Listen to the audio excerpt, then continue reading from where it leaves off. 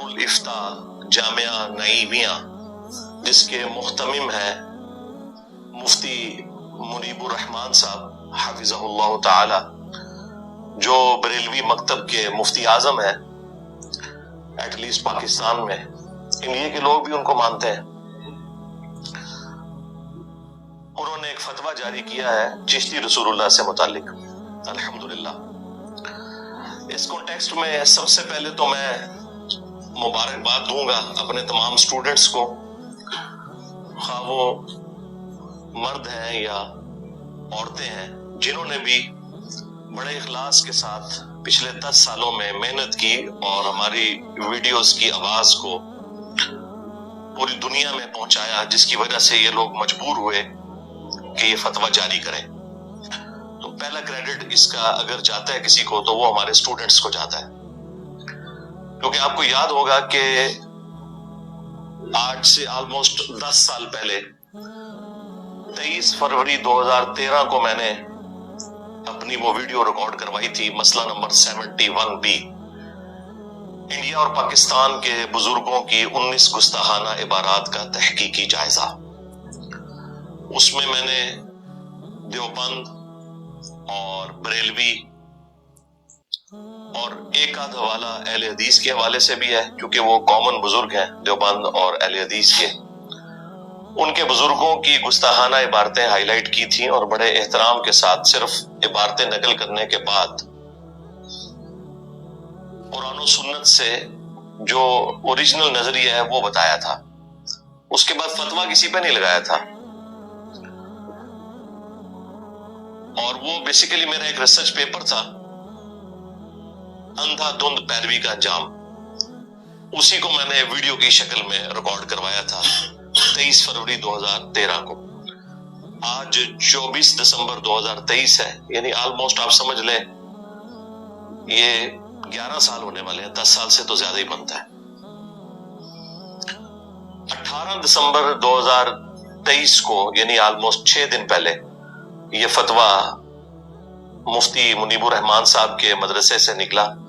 اور اس پہ آلموسٹ 14 کے قریب علماء مزید ہیں جنہوں نے اپنے سگنیچرز کیے ہیں۔ یہ فتویٰ یعنی ایک خوشائن چیز ہے، ہم اسے ویلکم کہتے ہیں، اور اپنے سٹوڈنٹس کے بعد اگر میں اس کا کریڈٹ کسی کو دیتا ہوں تو وہ خود مفتی منیب الرحمان صاحب ہیں حافظہ اللہ تعالی، کہ انہوں نے اس ضرورت کو محسوس کیا۔ ویسے تو دونوں معاملات میں ان کے لیے ایک امبیرسمنٹ تھی، اگر فتویٰ نہ دیتے تب بھی ظاہر ہے کہ لوگوں نے کہنا تھا کہ جی آپ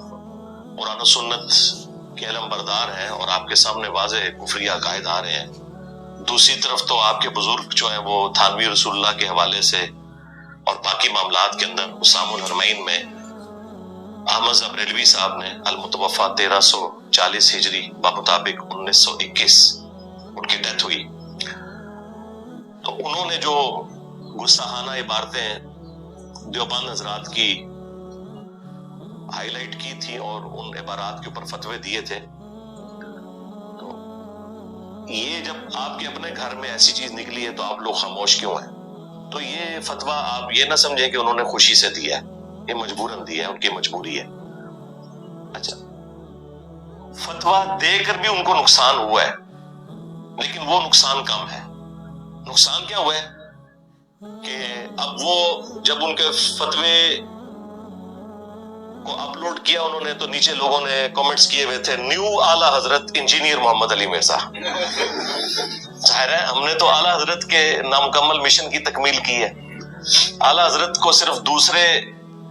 فرقوں کے بزرگوں کے اندر خامیاں نظر آتی تھی، ہم نے اعلیٰ حضرت بھی جن بزرگوں کے ماننے والے ہیں ان کی چیزیں ہائی لائٹ کی ہیں، اور ابھی صرف ایک عبارت کے اوپر فتویٰ ہے، یہ ذہن میں رکھیے گا، یہ بھی 1% کام ہے، 99% کام ابھی باقی ہے۔ یہ نہ سمجھیں کہ یہ ایک فتویٰ دے کے تو ان کی جان چھوٹ گئی ہے، تمام عبارتوں کے اوپر فتویٰ چاہیے، اور وہ بھی انتہائی سنگین نوعیت کی عبارتیں، اور وہ عبارتیں وہ ہیں جن کا یہ لوگ دفاع بھی کرتے ہیں، ویسے تو اس کا بھی کرتے رہے، لیکن اس میں پھر بھی کوئی دو رائے تھی نا، ان عبارتوں کے حوالے سے تو یہ مکمل دفاع کرتے ہیں، اور میں نے ان کے جتنے بھی جھوٹے دفاع ہیں شتیہات کے نام کے اوپر یا مجنون کے نام کے اوپر یا جذب کے نام کے اوپر یہ خاص حالت کے نام کے اوپر، یہ میں نے ساری کی ساری چیزیں ان کی الحمدللہ رد کی ہوئی ہیں، وہ ایک الگ سے ٹاپک ہے، وہ بارہا میں کر چکا ہوں۔ بہرحال کام ابھی بہت باقی ہے، لیکن سٹارٹ تو ہوا، اللہ کا شکر ہے۔ اور یہ میں سمجھتا ہوں کہ ہمارے اسٹوڈنٹس کی کامیابی ہے کہ انہوں نے اس کا رونا اتنا رویا ویڈیوز کی شکل میں، خواہ یوٹیوب کے اوپر ہو، ٹک ٹاک کے اوپر ہو، فیس بک کے اوپر ہو، اور چیزیں ہائی لائٹ کی کہ یہ لوگ مجبوراً اس لیول تک اترے، ورنہ یہ تو کسی کو کچھ سمجھتے ہی نہیں ہے، کیونکہ بیسیکلی یہ ان کا طور امتیاز تھا کہ دیوبند اور اہل حدیث گستاخ رسول ہیں اور بریلوی جو ہیں وہ عاشق رسول ہیں۔ تو اگر یہ گستاخی مانتے ہیں تو ان کے لیے ایک بہت بڑی تکلیف دہ چیز تھی یہ، آپ سمجھ سکتے ہیں اس تکلیف کو اگر غور و تفکر کریں، کہ جو اس فرقے کا زوم تھا، جو اس فرقے کی تمکنت تھی، جس کی بنیاد کے اوپر یہ لوگ کھڑے تھے، وہ تو مر گیا، وہ تمکنت تو مر گیا، ٹھیک ہے۔ تو اس اعتبار سے یہ ان کے لیے ڈیسیژن کرنا کوئی آسان کام نہیں تھا، لیکن بہرحال انہوں نے 2 موتوں میں سے ایک موت قبول کر لی، یعنی وہ بھی موت تھی اگر فتویٰ نہ دیتے، فتویٰ دے کر بھی موت ہے۔ ظاہر ہے کہ پھر انہوں نے مان لیا کہ یہ انجینئر صاحب کی وجہ سے ہمیں چیزیں ہائی لائٹ ہوئی ہیں، اس سے پہلے تو ہم لوگوں نے گونگے شیطان بن کے نہ صرف خاموشی اختیار کی بھی تھی، بلکہ اہل حدیثوں کے ساتھ، دیوبند کے ساتھ جب ہمارے مناظرے ہوتے تھے تو ہم انہی عبارتوں کا دفاع کیا کرتے تھے، ایون یہ چشتی رسول اللہ والی عبارت کا بھی ان لوگوں نے دفاع کیا ہوا ہے۔ خواجہ نے کیا فرمایا؟ سنو کہ میں کون ہوں اور کیا ہوں، محمد الرسول اللہ صلی اللہ علیہ وسلم کے دربار کے کمینے غلاموں میں سے ایک ہوں۔